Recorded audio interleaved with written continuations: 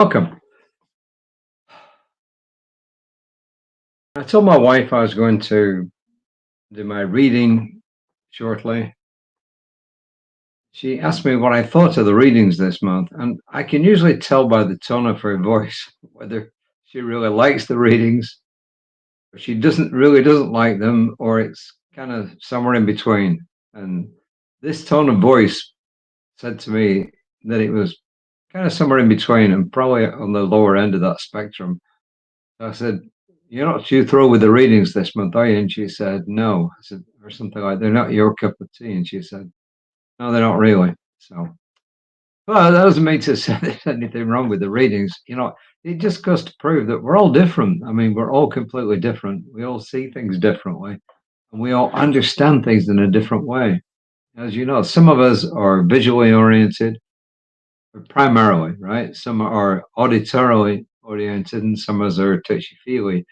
And we're all a combination of those, but we have predominant ones. And I think it's something like 70% of the people, maybe 65, are visually oriented. The next category is auditory, hearing. And the third one is touch, feel, etc. So I guess that's just the way human beings are. The bulk of people are visual. That's why I think when you do presentations, I know a lot of people don't like PowerPoints and so on, but it really helps if they're used correctly. It really helps people to understand. You know?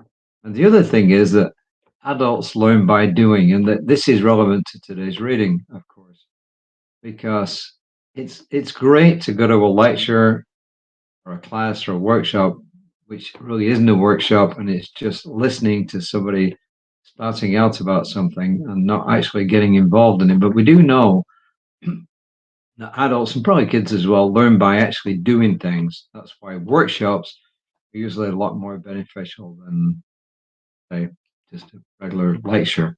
So here we are. What does that have to do with today's reading? Well, only in the sense of the fact that once again she mentions meditation and implies doing our spiritual work. So that's how we learn.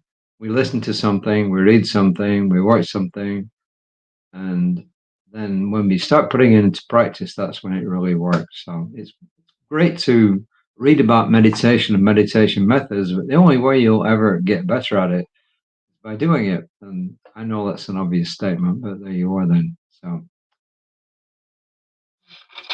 today's reading is called Moving in the Flow. And this is a famous quote from Ernest Holmes, I think in several publications. This one's actually taken from Creative Mind, which was a magazine that was published alongside of the Science of Mind magazine for a long time, and it's on page 60. No, is it? No, maybe it's not. Maybe it is the actual book on page 63. The spirit can only do for us what it can do through us. The spirit can only do for us what it can do through us. In other words, we have to open a path for to allow things to happen. If we don't do our part, then nothing's going to happen. Like the Quakers said, pray and move your feet. In other words, so we're the channel, but we have to open that channel to allow things to happen. And in the Science of Mind textbook on page 388, he says, and this is definitely one of Ernest Holmes' major ideas. Each person is an eternal destiny, a forever expanding principle of conscious intelligence. Each person is an eternal destiny, a forever expanding principle of conscious intelligence. Ernest Holmes believed that human beings, and I mentioned this the other day, evolve in spirals, that we're forever learning.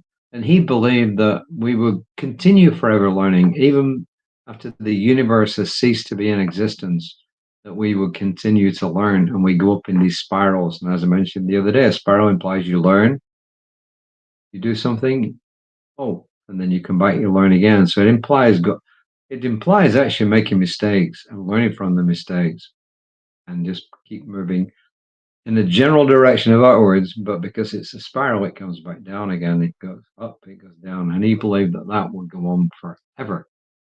That We are a spiritual essence that will carry on forever. And this is Reverend Margaret, who says, there is a flexible status in mind that is important to cultivate, one that allows us a continual progression of thought. And this is kind of along those Holmesian ideas. Prayer is part of this, for prayer is, as Ernest Holmes said, a movement of thought. Meditation also helps as we open our minds to infinite inspiration. Even the simple contemplation of ideas lends us a means to engage in what I like to call the divine flow of good. Human beings were incredibly good at churning stuff over in our minds. And sometimes we get focused on what's not good and producing all these horrible scenarios. I mean, we all, to some extent, we all go through this. If you don't, then you're unique. But most of us do. We catastrophize. Human beings are very good at catastrophizing.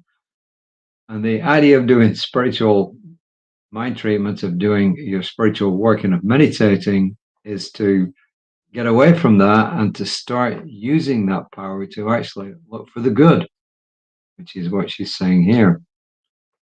And she says, when circumstances do not always behave as we wish they would, we have at least two options before us. One, and this is what I was just talking about, we can get stuck in frustration, anger, and dismay.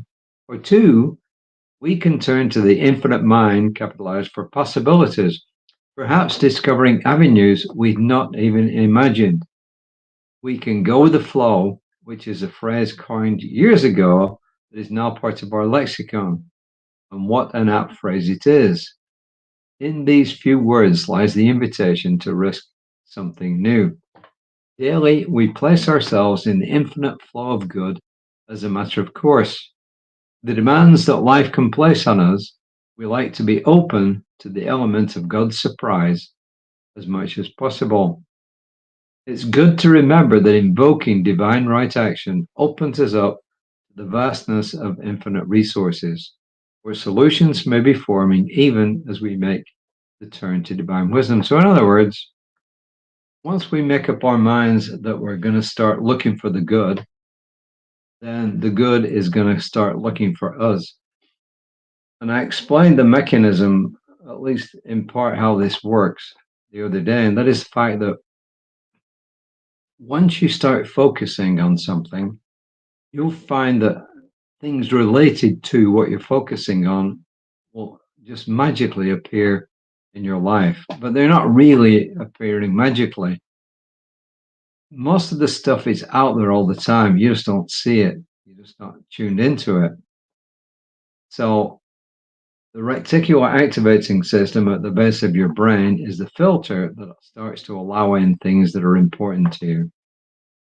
And the other side of it is the spiritual aspect, that when we do go in meditation, when we do go in prayer, when we do go in quiet time, then ideas come to mind. And these ideas flow in. When we're prepared to focus on the good, then good ideas start to come to us and start to help improve our lives and lives of those around us. So our job is to focus on the good. And when we do, we'll find that wonderful things start to happen. Maybe not initially, and sometimes things will start to go south initially, but eventually, when you persist, then good things will start to come into your life. There's lots and lots of literature out there which is available to you, like the Trance of Scarcity that I recently just taught that workshop on, the book by Victoria Castle is another example. So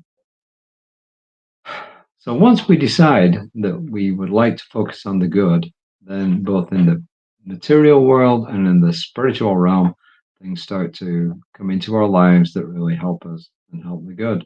When enough of us focus on this, good things will happen. When the human race starts focusing on other stuff, guess what happens? It starts to go sideways. So our job as people who believe that the world can be a better place is to focus on that good, see that good. And honestly, when enough of us do that, we will reach critical mass. And when we reach critical mass, the good will take off. Our job is to get to that critical mass point. Just like with cell phones, televisions, etc. When they reached critical mass, sales just took off. They went on very slowly at first. And when they reached a certain point, critical mass, it just took off. And that's what will happen to the good when enough is concentrated.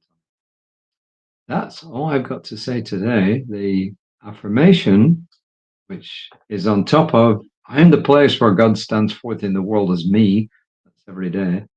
As I turn to God, God turns to me in such degree as I trust the presence to guide, to heal, and to reveal all that I need to know. In other words, when I believe that I am able to do things through the power that flows through me, wonderful things will start to happen. That's it. Reverend Lisa will be back tomorrow on Creative Life Spiritual Center's Facebook page at 9:15. And if you're really interested, we have 2 book studies every week. There's a book study on Monday evening at 6 p.m. Central. There's a book study on Wednesday evening. I think it's also at 6 p.m. Central. And then on Friday, we have Philosophy Friday. If you want to know more about these, you can sign up for our newsletter, info@creativelife.org. Will actually take you to the place where you can ask for the newsletter. The newsletter is sent out every Thursday evening or Friday morning. Contains all that's going on in the week. It even contains links to like Zoom recordings, to the work studies and everything else. And because it's done in such a way that your email is never revealed to anybody else, nobody will spam you, nobody will email you stuff if you don't want it. It's just simply kept there because constant contact, what we use, is able to protect your privacy. So, until next time, namaste.